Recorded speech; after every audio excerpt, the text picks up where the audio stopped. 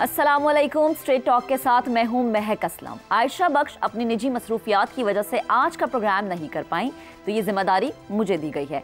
अपने पहले टॉपिक की जानी बढ़ेंगे। सबसे पहले बात करेंगे मौलाना फजल रहमान की। JUIFA के सरबराह मौलाना फजल रहमान ने कहा है कि हमें इस जहनियत को ख़त्म करना है कि मुल्क में इस्टेब्लिशमेंट की रजामंदी के बगैर कोई तहरीक नहीं चला सकते। मौलाना फजल रहमान ने कहा कि उन्होंने 2018 में जिस तरह धांधली के खिलाफ मौक़िफ़ अपनाया था, उसी तरह आज भी किसी मसलहत का शिकार नहीं हुए।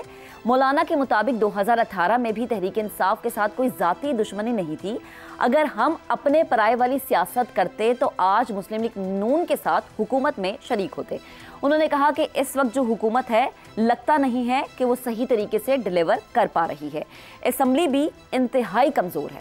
मौलाना फजल रहमान ने कहा कि अगर कौम नहीं उठेगी और अपने वोट को तहफ़्फ़ुज़ फराहम नहीं करेगी तो हम मुसलसल गुलामी की तरफ जाते रहेंगे। एक सरकारी महकमा हमारा हाकिम हो और पार्लियामेंट मातहत इदारे की शक्ल इख्तियार कर ले तो ये चीज़ हमें किसी सूरत काबिले कबूल नहीं है।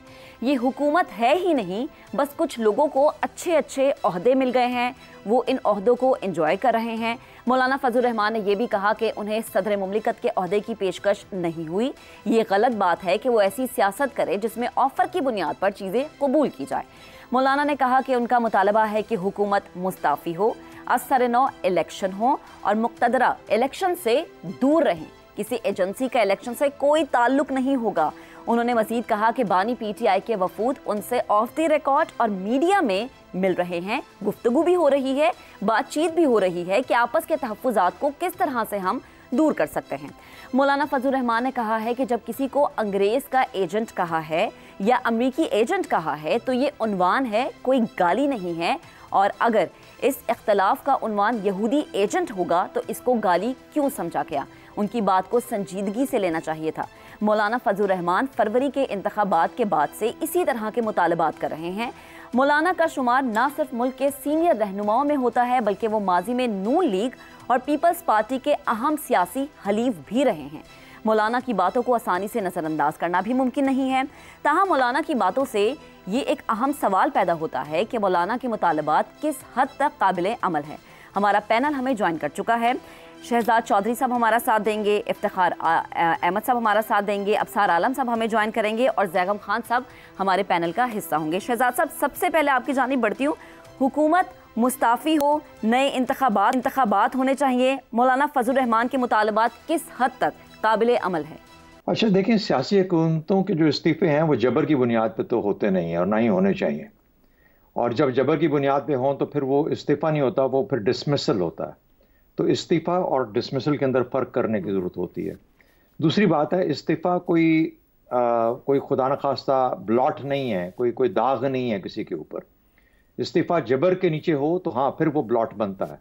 लेकिन अगर इस्तीफ़ा असूल की बुनियाद पे दिया जाए तो फिर मेरे ख्याल में एक बहुत ही एहसन अमल होता है। तो हमें ये फ़र्क भी करना है कि हम हमेशा मुस्ताफ़ी होना, इस्तीफ़ा होना ऐसे जैसे किसी जबर के नीचे काम कर रहे हैं, नहीं। आपको अपनी चॉइसेस देखनी पड़ती हैं और ख़ास तौर पर सियासी हुकूमतों को। सियासी हुकूमतें कब अपने मुस्ताफ़ी नहीं होती, बल्कि वो एक नए इलेक्शन कॉल करती हैं। और हमारे यहाँ ये एक अजीब सी सोच है कि शायद नए इलेक्शन कॉल करना भी एक कोई गुनाह है या एक हार है या एक हार और जीत के कॉन्टेक्स्ट। असल में नए इलेक्शन कॉल करने पड़ते हैं अपनी सियासी साख को बहाल करने के लिए।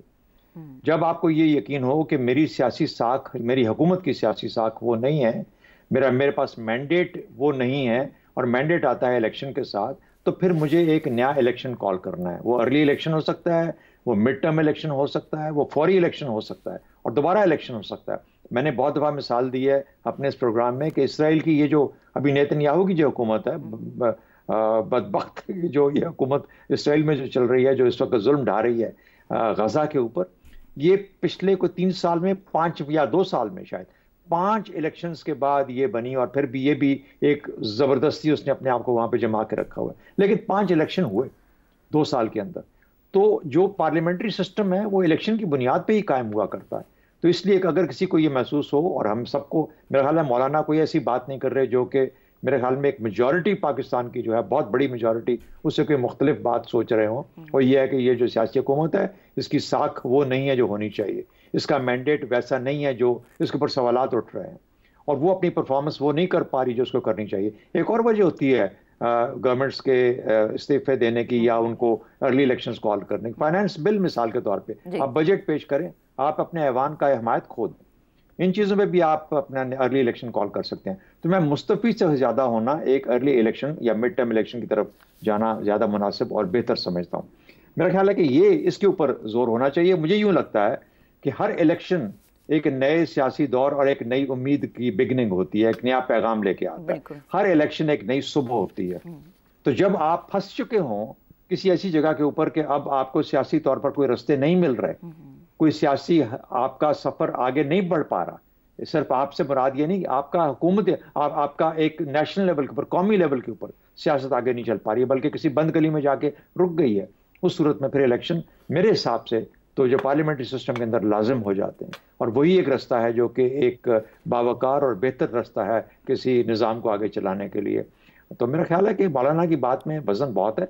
कब होगा ये फैसला मैं मौलाना के कहने पे नहीं किसी को एडवाइस कर सकता। मैं ये कह सकता हूँ कि मेरा ख्याल है इस हुकूमत को खुद से फैसला करना है। मैंने पहले भी बहुत दफ़ा कहा है, दो चीज़ों के ऊपर ये हुकूमत मुझे शक पड़ता है, या खुद मजबूर होकर हालात के जबर के नीचे अपने हथियार फेंक देगी, या ये कहेगी छोड़ देगी हुकूमत को, या ये कि जब इनका एतमाद अपने साथियों का एतमाद खत्म हो जाएगा, जो कि आहिस्ता आहिस्ता मुझे लगता है कि शहबाज शरीफ साहब के साथ एक मसले दोनों तरफ से आ रहे हैं। तो मुझे लगता है री इलेक्शन पॉसिबल है, लेकिन मौलाना के कहने पे नहीं, इस हुकूमत को खुद से अपने तौर पर एक जमहूरी कदम उठाते हुए अर्ली इलेक्शन या मिड टर्म इलेक्शन की तरफ जरूर जाना चाहिए। सही है, ठीक है। अब सर साहब आपकी जानी बातें वो मौलाना कह रहे हैं कि जी ये तो हुकूमत ही नहीं है, बल्कि कुछ लोगों को ओहदे दे दिए गए हैं और वो इन ओहदों को, इन सीटों को एंजॉय कर रहे हैं।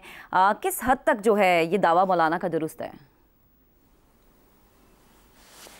देखिए, मौलाना की बात को जुटलाया नहीं जा सकता। सारी बातें जो उन्होंने की है उनको जुटलाना मुश्किल है। मसलन ये जो अभी आपने बात की है इसकी बात भी, और उन्होंने कहा है कि इस्टेब्लिशमेंट की मर्ज़ी से तो हुकूमतें बनने का तासुर नहीं होना चाहिए। जी। ये बात भी ठीक है उनकी। इस्टेब्लिशमेंट एक प्लेयर है, बहुत सारे प्लेयर्स में से पूरी दुनिया में इस्टेब्लिशमेंट होती है, लेकिन उस इस्टेब्लिशमेंट का कुछ रोल होता है, वो डोमिनेंट रोल नहीं होता, ओमनीपोटेंट रोल नहीं होता उनका। और हमारे यहाँ तो ओमनीपोटेंट से भी शायद थोड़ा ज़्यादा ही हो गया है। दूसरा उन्होंने कहा कि पार्लियामेंट जो है वो मातहत इदारा लगती है, ये बात भी ठीक है, इसमें कोई शक नहीं है। तो ये बातें उनकी ठीक हैं। और जो शहजाद चौधरी साहब ने कहा है कि इलेक्शंस होना, मिड टर्म इलेक्शन होना, कोई उसमें मज़ायका नहीं है, और होते हैं तो नया आगाज़ होता है, ये बातें सारी मैं इनसे एग्री करता हूँ। लेकिन मसला ये है कि इस वक्त हमारे यहाँ प्रॉब्लम सिर्फ ये नहीं है कि नए इलेक्शन होंगे तो नया आगाज़ हो जाएगा। इस मुल्क में नया आगाज़ नहीं हो सकता जब तक ये फैसला ना हो जाए कि क्या इस मुल्क में फैशिज़म के रास्ते पे चलना है, जो कम अज़ कम पीटीआई का इरादा तो लगता है, जो उन्होंने 3.5 साल हुकूमत की है, उससे पहले जो उन्होंने अपोजिशन की 3.5 साल हुकूमत करने के बाद जब वो वोट ऑफ नो कॉन्फिडेंस के ज़रिए बाहर निकले इक़्तिदार से, तो उन्होंने जिस तरह रिएक्ट किया है उस सियासी जमात ने, पाकिस्तान में और किसी सियासी जमात ने ऐसे रिएक्ट नहीं किया कभी भी। तो और जो अभी उनके इरादे हैं मुस्तकबिल के लिए, उसमें पहले ये फ़ैसला करना पड़ेगा और इसमें इस्लाहात होनी है, इलेक्शन रिफॉर्म्स होनी है कि नहीं होनी।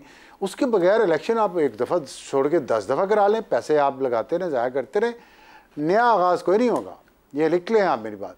तो पहले ये फ़ैसला करना पड़ेगा कि हमने फैशिज़म को फ़रोग़ देना है या जमहूरी रवैयों को फ़रोग़ देना है। जो भी शख्स इक़्तिदार में आएगा वो क्या अपोजिशन को रौंद देगा, कत्ल कर देगा, फांसियों पे चढ़ा देगा, सारे पुलिस वालों को गर्दन से पकड़ के जुडिशरी को, फ़ौज को, या वो सबको साथ लेके इस मुल्क को आगे लेके चलेगा। तो ये कल्चर जो है ना, जो इस वक्त इस मुल्क में हो चुका है, पोलराइजेशन का हो चुका है, लोगों को झूठ बहतान लगाने का, उनको गालियाँ देने का मीडिया पे, एंकर पर्सनस पे, तो ये जब आपने कल्चर बना दिया, इसमें आप 10 दफ़ा इलेक्शन करवा लें, रवैये नहीं बदलेंगे। रवैये तब बदलेंगे जब इन चीज़ों के बारे में एक बुनियादी फ़ैसला होगा कि जमहूरी रवैये अपना के इंसाफ सबके लिए, जमहूरियत सबके लिए आगे चलेंगे, तो तभी कोई रास्ता निकलेगा। और मेरा ख्याल है कि मईशत की ये हालात इतने बुरे हैं इस वक्त कि 3 महीनों बाद इलेक्शन नहीं हो सकते, ये मौलाना फजल रहमान साहब को भी पता है।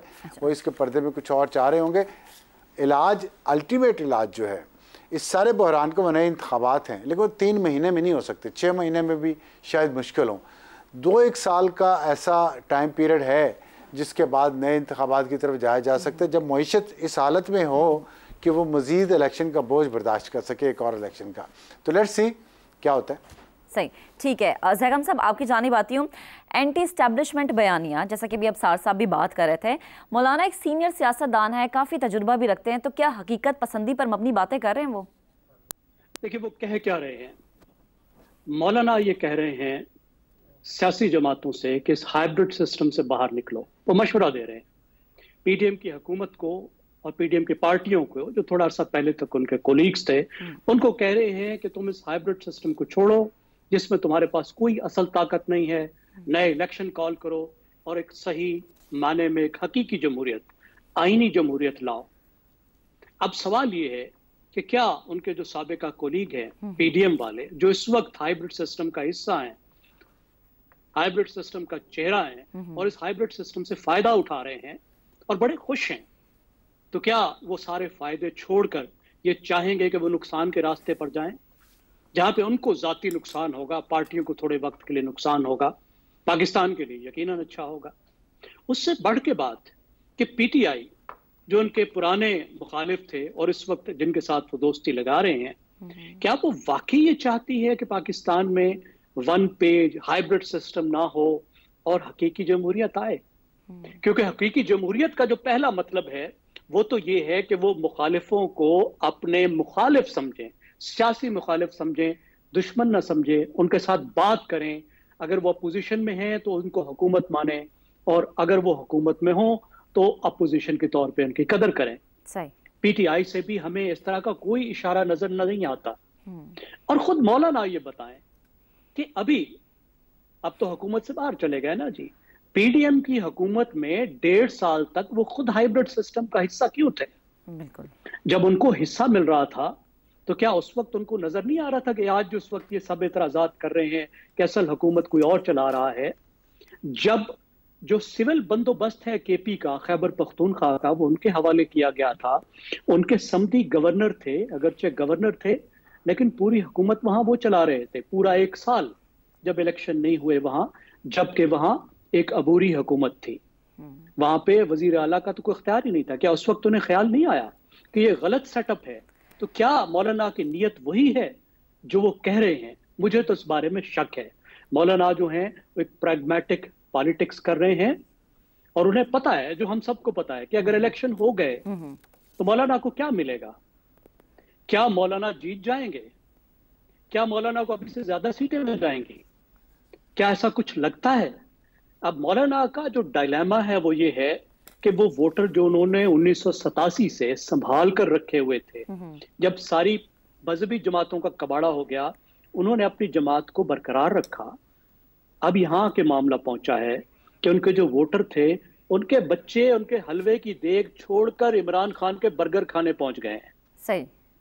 अब पुराने साथ है, यंग उनके साथ नहीं है। इस वक्त वो जो कुछ कर रहे हैं वो अपनी सियासत बचाने के लिए कर रहे हैं। सही। लोगों का जो गुस्सा है, नाराजगी है, उसको वो आर्टिकुलेट कर रहे हैं, जाहिर कर रहे हैं। लेकिन मसला ये है कि ये गुस्सा भी कोई और लेकर चला गया है। और बहुत सी बातें, देखिए मैं एक बात मुझे ऐड करने दीजिए, बहुत सी वो इस वक्त गैर जिम्मेदाराना बातें कर रहे हैं अपनी बेस को अपील करने के लिए। ये तो आपने वो बातें की ना जो सबको अपील करने के लिए। जो उनकी बेस है, जो मौलवी हैं, खास तौर पे जनूबी पख्तूनख्वा के, जो बड़े सख्त मिजाज हैं, उनको खुश करने के लिए वो प्रो तालिबान बातें कर रहे हैं और तालिबान को खुश करने के लिए भी।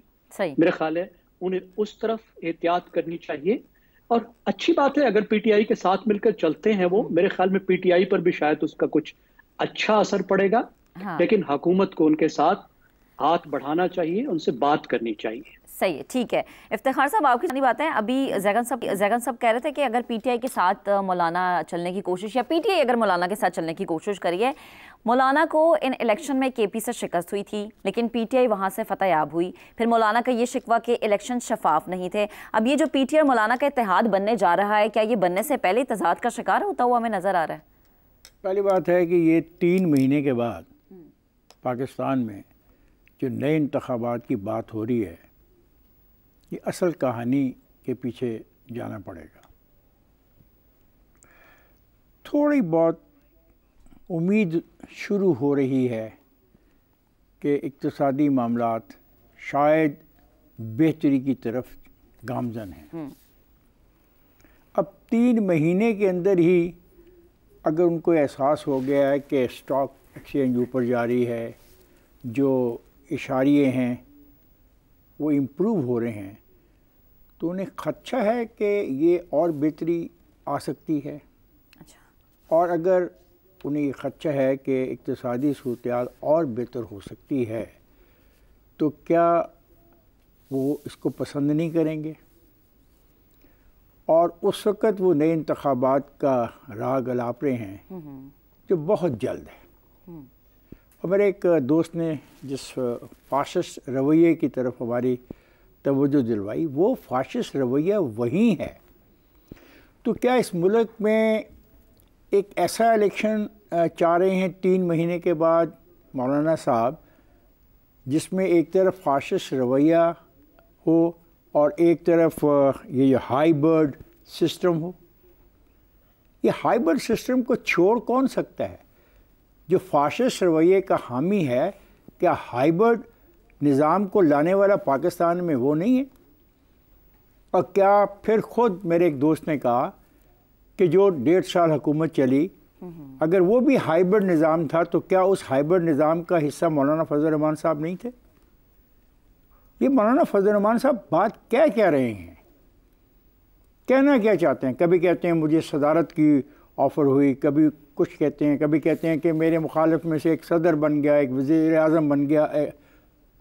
नहीं, वो कह रहे हैं कि सदारत की जो ऑफ़र थी वो नहीं हुई, ये बात गलत है। नहीं, मैं ये कह रहा हूँ, क्या नहीं कहना क्या चाह रहे हैं भाई? 3 महीने हुए नहीं आपके इलेक्शन को, मुश्किल से कुछ चीज़ आगे इक़्तिसादी तौर पे इशारे कुछ बेहतर हो रहे हैं और मैं इतना मुतमिन नहीं हूँ, लेकिन एक पॉजिटिविटी का अमल तो शुरू हो रहा है। उस अमल से साथ ही आप ये मुतालबा कर दें कि कई खरब रुपया और लगा दिया जाए और आपको खुश करने के लिए एक इलेक्शन दे दिया जाए। और ये इस सवाल का फिर जवाब कौन देगा कि हाइब्रिड निज़ाम को जो इंट्रोड्यूस करा दिया गया पाकिस्तान के मामलात में, इस हाइब्रिड निज़ाम से पीछे हटने के लिए कौन सी कानून साजी हो रही है या कौन सी कानून साजी की ज़रूरत होगी? मेरे एक दोस्त ने कहा कि एक सरकारी महकमा जी, उस सरकारी महकमे के ताकत को कम करने के लिए, उस सरकारी महकमे से स्पेस हासिल करने के लिए कौन क्या कर सकता है? और उस सरकारी महकमे को स्पेस किसने दी? उसने दी जो एक फाशिस्ट रवैये का इजहार कर चुके हैं और वो आज भी कहते हैं कि अगर हम इक़्तिदार में आए तो हम उन पुलिस अफसरान को भी नहीं छोड़े थे जिन्होंने हमारे जलसे के बारे में या जुलूस के बारे में अपनी ज़िम्मेदारी को निभाते हुए कोई एक्शन लिया। तो हम क्या कह रहे हैं? मुझे तो ये समझ नहीं आ रही है कि 3 महीने में ऐसी कौन सी बात हो गई है जिसके ऊपर ये इंतखाबी अमल चाहते हैं कि इंतखाबी अमल। हम ये कह सकते हैं कि कोई डील मांगी जा रही है? किस किस्म की डील मांगी जा रही है और किससे डील मांगी जा रही है? देखें, मैं हैरान हूँ कि क्या मैं कहूँ कि अभी कहा गया किसी इस पर्दे के पीछे कुछ और है। मैं नहीं मानता। मुझे अफसोस है कि ये जो कुछ किया जा रहा है, लोगों को कंफ्यूज किया जा रहा है, लोगों को एक ऐसी कन्फ्यूजन के शिकार किया जा रहा है जिसकी फिर इंतहा जो है ना, मैंने कल के प्रोग्राम में कहा कि पार्लियामेंट की फिर बिल्डिंग ही रह जाएगी। पार्लियामेंट के बिल्डिंग के अंदर फिर पार्लियामेंटेरियन के बजाय कोई और होगा, अगर आप इस किस्म का एक खेल खेलना चाह रहे हैं, क्योंकि उस खेल का नतीजा कुछ नज़र नहीं आता। 3 महीने में फंडामेंटली क्या चेंज आ जाएगी वोटर की सोच में?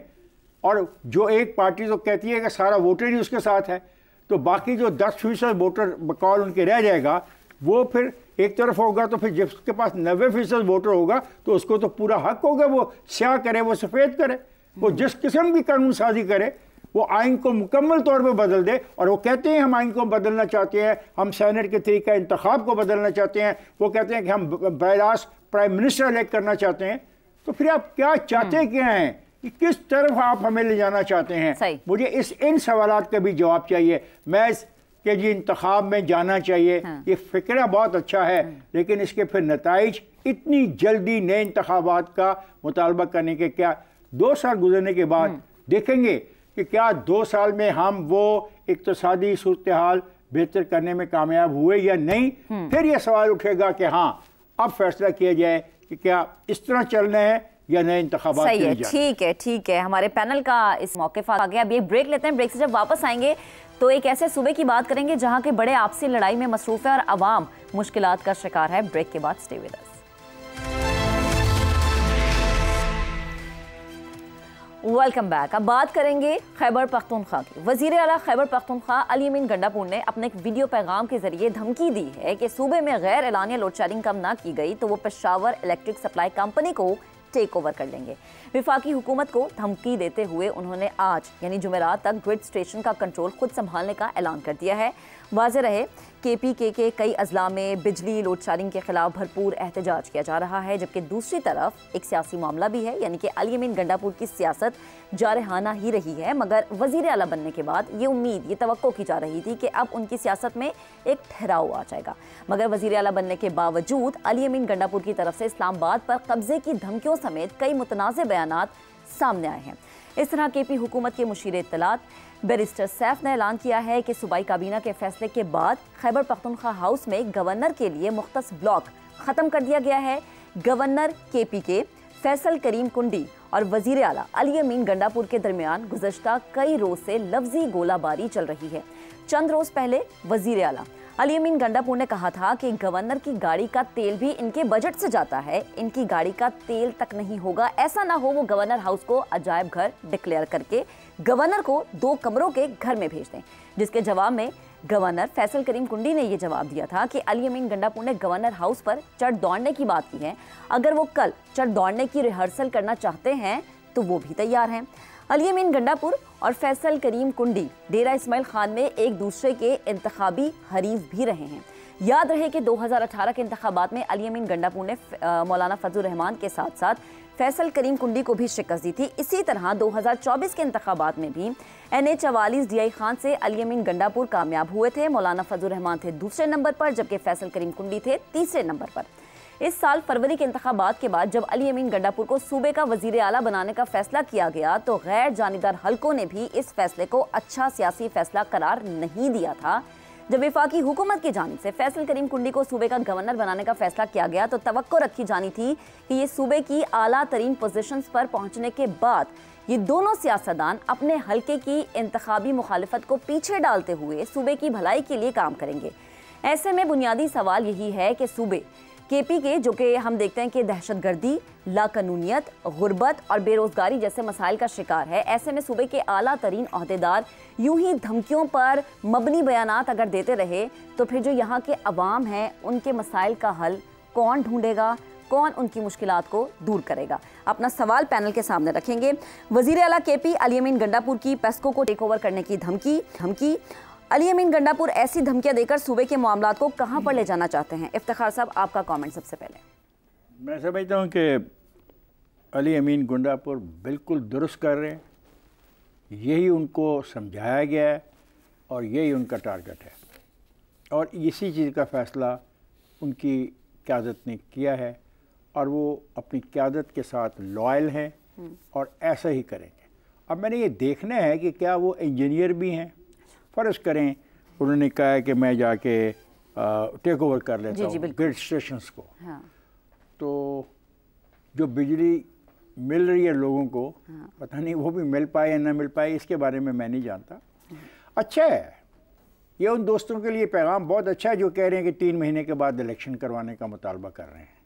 अच्छा। उनको समझ आनी चाहिए कि आने वाले दिनों में क्या होने जा रहा है और अगर 3 महीने के बाद इलेक्शन करवा दिए जाएं तो क्या इस सारी सूरत हाल को काबू कर लेंगे कोई?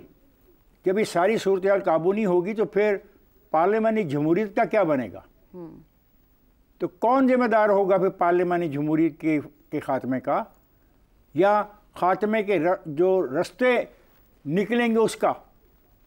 जब आप ऐसे लोगों को इक़्तिदार में लाते हो और उनको हीरो बनाते हो, उनको अपनी नुमाइंदगी देते हो और उनको कोई रोक नहीं रहा। अफसोस की बात मुझे ये लग रही है कि खैबर पख्तूनख्वा की असेंबली बहरहाल एक आदमी पर मुश्तमिल तो नहीं, बिल्कुल वहाँ पे और दोस्त भी हैं, उनको सियासी तौर पे सोचना चाहिए कि वो क्या करना चाहते हैं। क्या वफाक के साथ इस किस्म की झगड़ा का जो अमल है उनको फ़ायदा पहुँचाएगा? नहीं। अगर उन वहाँ पे गुर्बत है, हालांकि वो नहीं मानते कि वहाँ गुर्बत है, वो कहते हैं कि 10 साल में हमने गुर्बत ख़त्म कर दी है, सारे हस्पतालों का निज़ाम सही चल रहा है, तमाम सड़कें दुरुस्त हैं, तमाम तालीमी इदारे बेहतर जा रहे हैं, वहाँ पे कोई करप्शन नहीं है, वहाँ पे कोई बेईमानी नहीं है, वहाँ पे कोई लूट मार नहीं है, वहाँ पे कोई लॉ एंड ऑर्डर सिचुएशन नहीं है, वो कहते हैं सब दुरुस्त है। तो सवाल है ये जो एक दूसरे के साथ चढ़ाई की बात कर रहे हैं ये क्या है? अब मौलाना फजल रहमान साहब, आप इन हालात में इलेक्शन चाह रहे हैं और आप मुतालबा करते हैं इलेक्शन हो जाए। हाँ। अब इसमें ज़रा जमा करें ना वो दोस्त जिनको बुला के वहाँ पे बिठाया गया है हज़ारों लोगों को, सही है, क्या वो इस जंग के अंदर शरीक नहीं होंगे? सही है। और जब अगर वो भी इस जंग में शरीक होंगे तो खुदा न खास्ता अगर ये मामलात आउट ऑफ कंट्रोल हो गए तो फिर किसी न किसी को तो मदाखलत करनी पड़ेगी रियासत के लिए, या नहीं करनी पड़ेगी? और जब रियासत वो मदाखलत करेगी जी, तो फिर उसके नताइज क्या निकल सकते हैं? याद रखिए, यहाँ पे एक धमकी दी जा चुकी है कि पाकिस्तान 3 सूबों पे मुश्तमिल भी हो सकता है। ये एक लीडर का मौक़िफ़ है, ये एक लीडर का बयान है, ये एक लीडर की तकारीर का हिस्सा है जी। तो प्लीज़ ये जो छोटी मोटी बातें हमें नज़र आ रही हैं, गौर करें, क्या ये किसी बड़ी खेल का हिस्सा तो नहीं? सही है, ठीक है। शहजाद साहब, आपकी जानी बात है, ज़्यादा कसूरवार इस मामले में आपको कौन लग रहा है, गवर्नर या वजीर आला?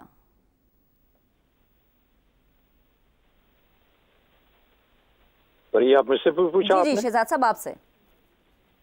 हाँ, देखिए, मेरा ख्याल है कि सबसे पहले तो मैं ये कहूँगा कि शायद गवर्नेंस हमारे सियासी लीडरों को समझ ही नहीं है। जिस तरह हम कल बात कर रहे थे ना कि इनमें से शायद कोई आइन कभी किसी ने पढ़ा नहीं है जी, और आइन को कोई समझता नहीं है। हाँ। तो इस तरह से मुझे लगता है कि शायद गवर्नेंस भी कोई नहीं समझता। 4 करोड़ अवाम उसकी क़यादत में है, इस वक्त उसकी जिम्मेदारी में है। 4 करोड़ अवाम, तो 4 करोड़ अवाम, यहाँ बहुत से मुल्क हैं जिनकी इतनी पॉपुलेशन नहीं है जितनी सूबा खैबर पख्तूनख्वा की है। और अगर ये शख्स समझता है कि इस तरीके से करने, ये गवर्नेंस तो नहीं है, उनको क्या फवायद, क्या उनको सहूलियात मुयस्सर हो रही है? बिजली का निज़ाम तितर बितर हो जाएगा, दरम बरम हो जाएगा तो उसके लोगों के लिए आसानी हो जाएगी। मेरा ख्याल है ये मुश्किलात हैं। लेकिन मैं एक और चीज़ कहना चाहता हूँ, अगर हम देखते हैं कि अली अमीन गंडापुर जैसे लोग ऊपर आके वजीर आला का एक जगह संभालते हैं, तो उसका फिर जिम्मेदार तो अवाम को चुन के लेके आते हैं असेंबलियों के अंदर। तो अवाम अगर हिस्सेदार नहीं बनेंगे, क्योंकि वो इस काबिल नहीं है कि वो अपने लीडर चुन सके, तो फिर हमें ये कह देना चाहिए कि हम जमहूरियत के काबिल नहीं है। जो कि बहुत से लोगों का ये पाकिस्तान में ख्याल रहा है कि पाकिस्तान अभी जमहूरियत के काबिल नहीं है, हमारा मुआशरा इस तरह का नहीं है जिसको यहाँ पे एक इम्पोज सिस्टम ही चल सकता है। और अगर ये सच है कि इम्पोज सिस्टम ही चल सकता है तो फिर इम्पोज करने वाला भी कोई ना कोई तो होगा। और जब इम्पोज करने वाला होगा तो हमें इम्पोज करने वाला भी मानना पड़ेगा और इम्पोज किया हुआ सिस्टम को भी कबूल करना पड़ेगा। तो फिर हम क्या हम पार्लियामेंट्री जमहूरियत रह सकते हैं? हम जमहूरियत हैं भी या नहीं? क्योंकि अगर हम आवाम की राय को रिस्पेक्ट नहीं करेंगे, अवाम की राय को मानेंगे नहीं और कहेंगे कि अवाम तो है ही पागल, उनको तो इसके सिस्टम के लोग सामने ले आते हैं। जी ठीक है शहजाद साहब, आपका कमेंट आ गया। 3 महीने जी 3 महीने बाद हो जाए तो शायद कोई ऐसी कुव्वत आ जाए जो कि अली अमीन गंडापुर के की तरह की हो। अब वो किस तरह का है, छोटी सी बात आखिर में कर दूं आपको। जी प्लीज। आर्ट ऑफ वॉर के अंदर ये जो है ना, सनजू एक चीनी बहुत बड़ा स्कॉलर गुजरा, उसने गवर्नमेंट के ऊपर और आर्ट ऑफ वॉर के ऊपर और बहुत सारी चीजों के ऊपर लिखा। उसमें एक उसने कहा कि जब भी हम वजीर और वजीर आजम चुनते हैं उनका एक इम्तिहान होना चाहिए। आपको पता है कि चीन के अंदर जो ब्यूरोक्रेसी है, सबसे पहला मुल्क था जिसने ब्यूरोक्रेसी को जन्म दिया, ब्यूरोक्रेसी का निजाम लेके आया। फिर उसने कहा कि हुकूमती तो लेवल के ऊपर वजीर आजम और वज़रा का इम्तिहान, रिटन एग्जाम कराओ। इसको समझ भी है इन चीजों की कि नहीं?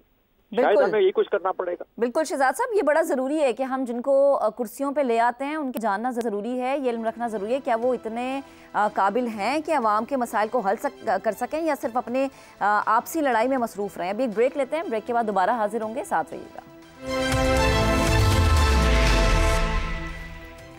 Welcome back once again. हम बात कर रहे हैं खैबर पख्तूनख्वा के हवाले से। वहाँ के अवाम मसाइलों में घिरे हुए हैं, लेकिन वहाँ के गवर्नर और वहाँ के वज़ीर आला एसी जैसे ठंडे कमरों में बैठते हैं और फिर लफ्ज़ी गोलाबारी शुरू हो जाती है। जो अवाम है, गवर्नर और वज़ीर आला का जो हल्का है वो एक ही है, यानी अपने ज़िले DI खान की जो अवाम है उनकी जो मुश्किलात हैं उनका अजाला किस तरीके से कर पाएंगे या नहीं कर पाएंगे, अवाम इसी तरह से रुलते रहेंगे। अफसार साहब, आपका इस पर कॉमेंट चाहेंगे? देखिए, एक आर्ट ऑफ वॉर की एग्जांपल दी शहजाद चौधरी साहब ने, उसमें एक और भी बात कही गई है, बहुत सारी बातें कही गई हैं। उसमें कहा कि अगर आप अपने आप को जानते हैं ना और अपने दुश्मन को जानते हैं तो आपको जंग में शिकस्त का खौफ नहीं होगा, आप जंग जीतेंगे। और अगर आप अपने आप को जानते, अपने दुश्मन को नहीं जानते, तो जो भी आप जंग जीतेंगे उसमें आपको शिकस्त भी होगी। और अगर आप अपने आप को भी नहीं जानते और अपने दुश्मन को भी नहीं जानते तो जितनी भी जंगें लड़ेंगे शिकस्त आपका मुकद्दर होगा। तो मैं जंग लड़ने वालों को ये बताना चाह रहा हूँ कि जो कुछ किया गया यहाँ पे हाइब्रिड रजीम के नाम पे, उसका नतीजा तो यही निकलना था ना। यही लोग सामने आए।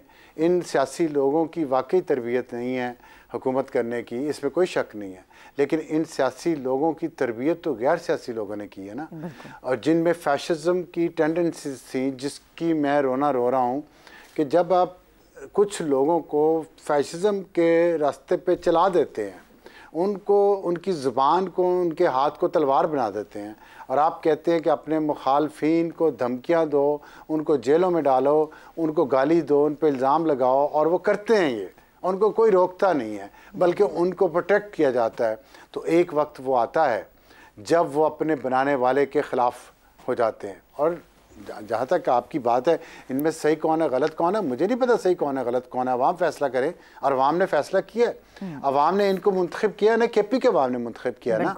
तो KP के अवाम को आप कह सकते हैं कि जी नहीं पता, नहीं पता। मीडिया ने इसमें अपना रोल अदा किया है।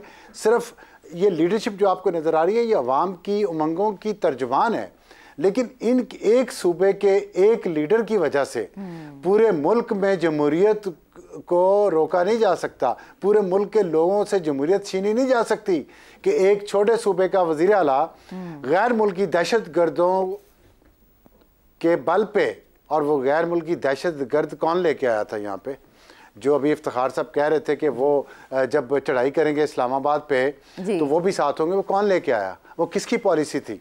तो ये जब हम देखें, मैं ये जो टूटे बाजू गले को आते हैं ना, इसका मतलब ये है कि हम जो अपने हाथों से खुद, जो हमारे बाजू जब टूट जाते हैं तो हमारा अपना गला ही इसका बोझ उठाता है। हमने खुद अपने हाथों से ये सब किया है, अब इसका बोझ तो हमें उठाना पड़ेगा।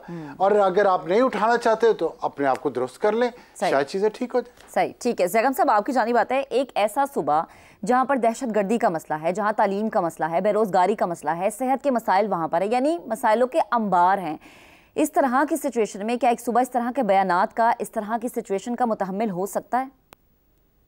नहीं हो सकता, और फेडरेशन को भी ये बात सोचनी चाहिए। जो गवर्नर साहब हैं वो DI खान की सियासत ना करें, वो फेडरेशन के नुमाइंदे हैं।